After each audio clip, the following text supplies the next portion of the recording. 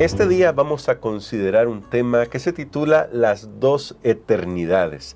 Al final, cuando cada caso sea decidido, solo habrá dos destinos. Y esperamos que usted elija el que significa estar con Jesús por la eternidad. Hoy hablaremos un poco de esto, así que vamos a pedir al Señor su dirección con una oración. Nuestro Padre eterno, gracias te damos por todo lo que hemos aprendido cada uno de los días que hemos estudiado esta lección. Padre, ayúdanos a familiarizarnos más y más con tu palabra, no solo para conocerla, sino para vivirla, para que impacte nuestras vidas. Que tu Espíritu Santo hable a nuestros corazones y nuestros corazones sean enternecidos por ti. Lo imploramos en el nombre de Jesús. Amén. Solo queremos recordarles que estamos terminando este estudio y por lo tanto queremos invitarle a que siga con nosotros para la próxima semana, porque ya el próximo domingo estaremos comenzando con el estudio del Evangelio de Marcos. Adquiera su lección de escuela sabática lo más pronto posible para que usted pueda estudiar junto con nosotros con su propio folleto.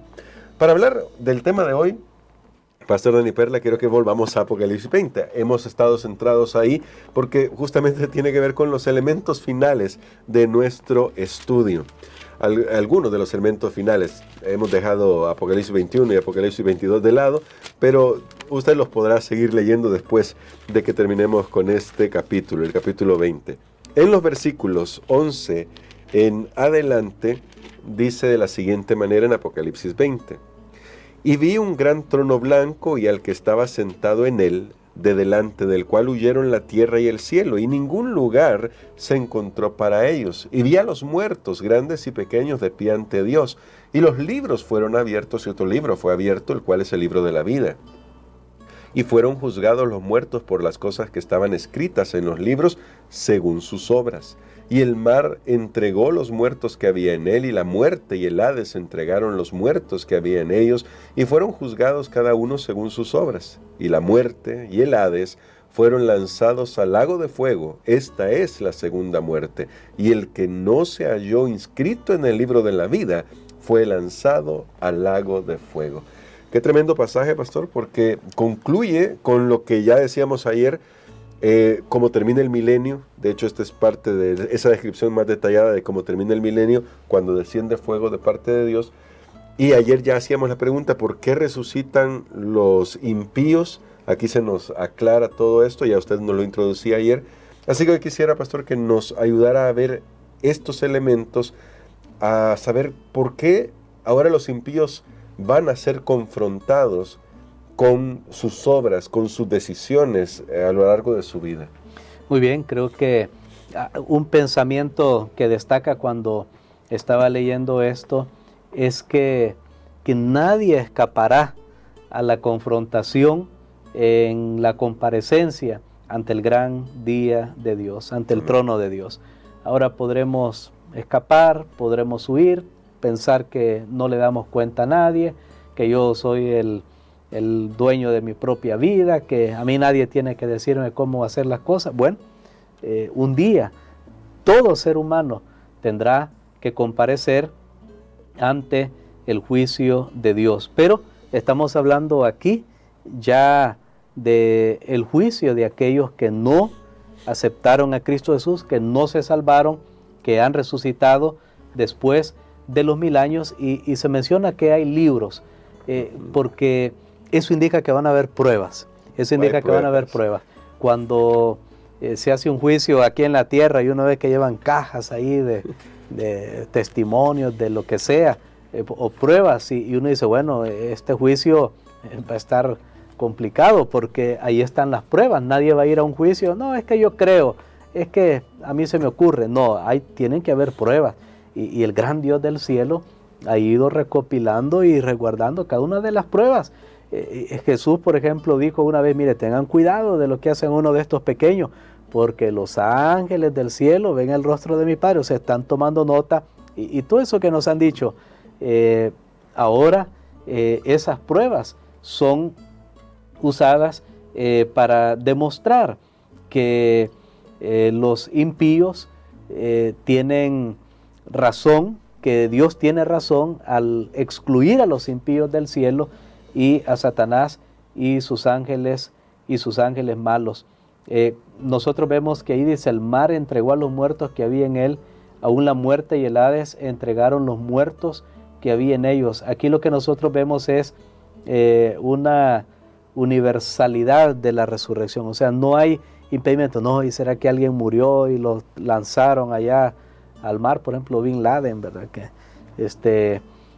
Y podremos pensar en cualquier otra situación y alguien que falleció en tal circunstancia o que sus restos, no se preocupe, la Biblia dice, ninguno que pasó por la muerte va a ser retenido por la muerte. Aquí más bien, más adelante se personifica a la muerte también, cosa que ya ha sucedido en otros textos. Por ejemplo, en 1 Corintios capítulo 15, que habla de la resurrección, se personifica a la muerte cuando se le dice, muerte, ¿dónde está tu aguijón? Sepulcro, ¿dónde está tu victoria? Aquí habla de la destrucción final, pero ¿sabe qué? En esto del juicio, me gustaría, hay unos pasajes que aparecen en nuestra lección ahora y que creo que valdría la pena extraer unos pocos elementos para nuestra utilidad. La primera carta del apóstol Pablo a los Corintios, vamos a leer ese pasaje primero, el capítulo número 5. Sí, segunda carta. O la segunda carta, más bien, estamos en la segunda carta, gracias, a los Corintios, el capítulo 5 y el versículo número 10. Que dice, porque es necesario que todos nosotros comparezcamos ante el tribunal de Cristo, para que cada uno reciba según lo que haya hecho mientras estaba en el cuerpo, sea bueno o sea malo. Muy bien, noten lo que dice, es necesario que todos nosotros, pero sabe que tal vez la traducción más correcta sería que cada uno, o sea, individualmente comparezca ante el tribunal de Cristo. ¿Por qué quiero destacar eso? Cada uno individualmente, porque muchas veces nos concentramos en lo que hacen otras personas. Sí. Estamos tan pendientes de lo que hacen otros que nos olvidamos que cada uno tiene que comparecer ante el tribunal de Cristo. Y noten que aquí el apóstol Pablo dice, es necesario que todos, que cada uno, y esto se refiere también a los cristianos. Ahora usted pregunta, ¿en qué tribunal vamos a aparecer a los cristianos? Bueno, hermanos, ese juicio ya se está dando, es el juicio previo a la venida de Cristo Jesús. Nosotros no vamos a estar ahí en persona, sin embargo podemos estar seguros que cada caso será revisado y que por fe nosotros podemos permitir que Jesús sea nuestro abogado, ya que Él es el juez, sea nuestro abogado intercesor, ya que Jesús será el juez de toda la humanidad, cosa que lo hace bien claro, por ejemplo, 1 Corintios capítulo 6, versículo 2, no lo vamos a leer en este momento, y dice, mientras estaba en el cuerpo, o sea, cómo usamos nuestra vida aquí, o la usamos para vivir, para los deleites, los placeres, o la usamos como un sacrificio vivo para Dios. Pero hay otro pasaje, Romanos, sí. En el libro de Romanos, el capítulo número 14, Romanos, el capítulo número 14 y los versículos 10 y 11. Que dice así, pero tú, ¿por qué juzgas a tu hermano? O tú también, ¿por qué menosprecias a tu hermano? Porque todos compareceremos ante el tribunal de Cristo, porque escrito está, vivo yo, dice el Señor, que ante mí se doblará toda rodilla y toda lengua confesará a Dios. Bueno, mire, este pasaje que tiene que ver con el juicio tiene lecciones, esto tiene una implicación práctica para nosotros hoy. Sí. Estamos hablando de muchas cosas que van a ser en el futuro, sabemos que van a ser porque lo dice la palabra de Dios, pero noten ustedes, la fe en un juicio final tiene implicaciones prácticas para el cristiano hoy, porque dice, ¿por qué juzgas a tu hermano? ¿Sabe qué? A veces el cristiano ve a su hermano y dice, está haciendo esto, y yo creo que si yo no le digo, el otro está equivocado y no se da cuenta, o yo lo estoy juzgando, y yo pienso que yo soy el que tengo que estarlo corrigiendo. Pensamos que yo soy el que tengo que pronunciar juicio sobre otros. Eso es una usurpación del papel de Cristo como juez. Noten qué importante. Si yo vivo mi vida, porque es lo que está diciendo el apóstol Pablo, tú pues, ¿por qué juzgas a tu hermano? A veces es triste que entre los cristianos, ¿cómo nos juzgamos? Y hay personas que están hablando barbaridades, lastimosamente, hermano Gerson, hoy que se da con las redes sociales, y la gente le da rienda suelta a su imaginación y dice, pastor apóstata, ese otro que lleva la perdición a las... ¿Cómo yo puedo estar seguro, hermano? Correcto. Mire, yo les digo esto con mucha humildad delante de Dios. ¿Cómo yo puedo estar seguro si ese pastor, si ese hermano, usted mismo, si se va a salvar o se va a perder, o si usted está arrastrando a la gente, a las multitudes, a la perdición? ¿Cómo yo, si ni siquiera puedo saber de mí mismo? Como decía Pablo, ni yo me juzgo a mí mismo. Y sabe que eso es muy importante recalcar. Cuando yo estaba leyendo esto, tenemos que bajar estas lecciones a un nivel práctico. Hay mucho juzgamiento, porque ya se ha llegado al nivel de juzgar. Sí. Y recuerde que ya juzgar en un juicio significa dictaminar, dar una sentencia. Aquí hay personas, lastimosamente, entre cristianos, estoy hablando ahora para los cristianos, a veces nos damos sentencias como que nosotros somos el juez. Por favor, ¿cómo yo voy a dar sentencia sobre mi hermano? Aquí me dice la Biblia, mira, no de sentencia, espera, ten fe, va a haber un juicio, va a haber un juicio final. Y tengamos cuidado de no usurpar el papel de Cristo como juez, pues estamos hablando del cuerno pequeño que usurpó, blasfemó contra el Dios del cielo, y nosotros podemos estar igual, porque estamos asumiendo una tarea que no nos corresponde. Aunque somos salvos por la fe, no elimina la necesidad de un juicio final. Creo que la Biblia habla mucho acerca de un juicio y no debemos tener duda de que sí, hay un juicio también al final de la historia de este mundo. Y me gusta mucho, pastor, la forma práctica con la que nos ha ayudado, porque a veces olvidamos que nosotros no conocemos los motivos de las personas.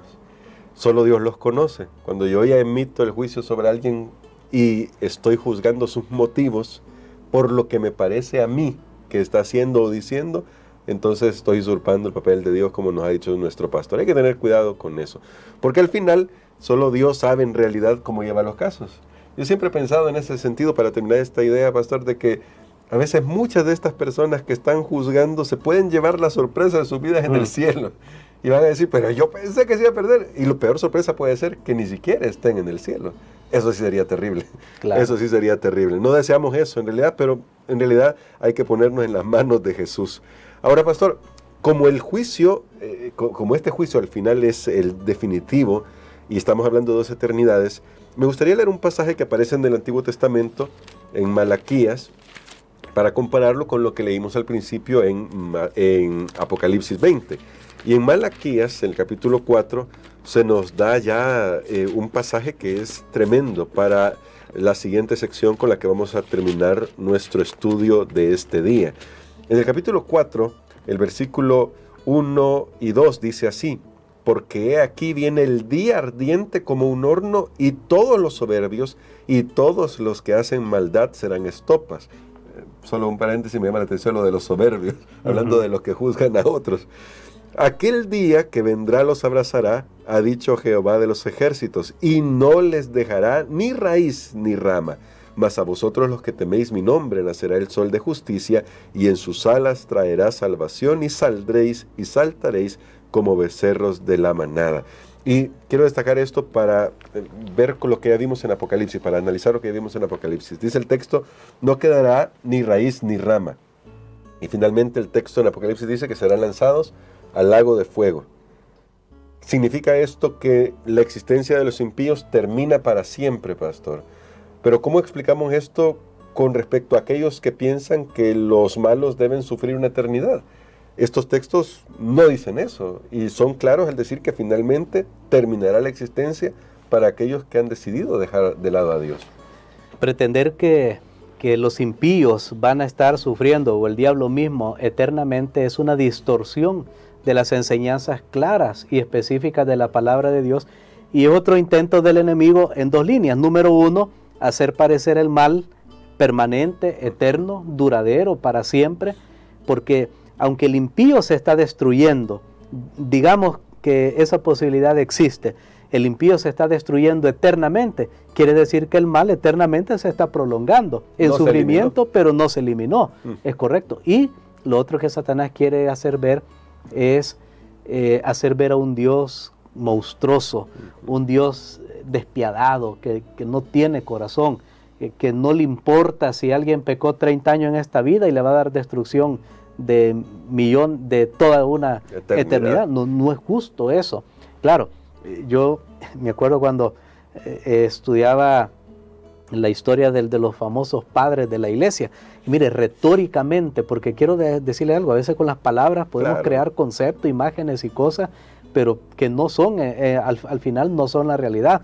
Y decía uno de los padres de la iglesia, no recuerdo el nombre en este momento, pecados contra un Dios eterno merecen castigo eterno. Suena como que una cosa corresponde con la otra, pero todo eso es pura palabra humana. Eso no está en la palabra de Dios. De hecho, el texto que hemos leído aquí en Malaquías nos dice, no les dejará raíz ni rama, o sea, está hablando de extinción total. Nos dice, serán estopa, viene el día ardiente como un horno, o sea, una destrucción total para los impíos, aniquilación total. En ese sentido, cuando la Biblia habla y dice que el fuego es eterno, a lo que se refiere es al resultado final de la obra de ese fuego. Va a ser un resultado permanente, porque de paso, la palabra que estudiábamos como abismo, es bien interesante que en Apocalipsis 20, donde estamos estudiando, es la misma raíz también para usar para la palabra infierno. O sea que el lago de fuego, el infierno, al final, a mí la gente me ha preguntado, pastor, ¿y el infierno es real? Sí, es real que va a existir. No hay en este momento ningún infierno, pero el infierno será la tierra entera ardiendo. Y la tierra entera ardiendo va a tener que dejar de arder en un momento, porque el siguiente texto en Apocalipsis 21 dice, vi un cielo nuevo y una tierra nueva. Recuerden que hay una continuidad de todos estos relatos. Luego, después de hablar del lago de fuego, Juan dice, vi un cielo nuevo y una tierra nueva. O sea, esta tierra ardiendo se convierte en el infierno, pero deja de arder para dar lugar a un nuevo mundo. Amén. Entonces no hay nada en la Biblia que me hable de un tormento eterno. Sí me habla de resultado eterno, porque Dios ha previsto que el mal y el pecado ya no se volverá a levantar. O sea, nunca más va a ser como le pasa a una persona ahora que tiene un tumor, tiene una enfermedad y lo extirpan, pero de repente a los años quedó algo por ahí y dicen, mire, quedó un remanente, lo que sea. Pero no, en el caso del mal, Dios se va a encargar que después de esta triste experiencia que hemos vivido por miles de años aquí en el planeta Tierra, ya no se repita nunca más. No existirá la posibilidad de que el mal vuelva a levantarse. La operación será exitosa al 100% y a eso se refiere. Me llamaba la atención que en Malaquías capítulo 4, en el versículo 1 hablaba del día ardiente como un horno. En el versículo 2 hablaba para los justos, dice, para ustedes nacerá el sol de justicia. Lo que destruye a los impíos es lo que da vida a los justos. Todo depende de cómo yo me relacioné con el sol de justicia, o yo me relaciono con Dios en una manera que va a ser destructiva para mí, me rebelo contra Él, no le hago caso, desconfío, dudo, o me relaciono con Dios en una manera que me va a dar vida, que me va a dar energía para poder vivir. La decisión es totalmente nuestra. Así es, y queremos, pastor, que ore por nosotros por eso, para que seamos sensibles al Espíritu Santo para tomar la decisión de permitirle a Él conducir nuestras vidas a los pies de Cristo. Amén. Padre, gracias te damos, Señor, porque nuevamente estas lecciones nos invitan a buscarte a ti. Sabemos, Señor, que hay pecados que deben ser vencidos, hábitos, disposiciones, hay motivaciones, pensamientos, pero ahora todo lo queremos sujetar a Cristo. Tú conoces nuestra condición, Señor. Padre, humildemente te pedimos, sálvanos. Humildemente reconocemos nuestra necesidad. No queremos juzgar a otros y sus motivos. Júzgalos tú, Señor, con justo juicio.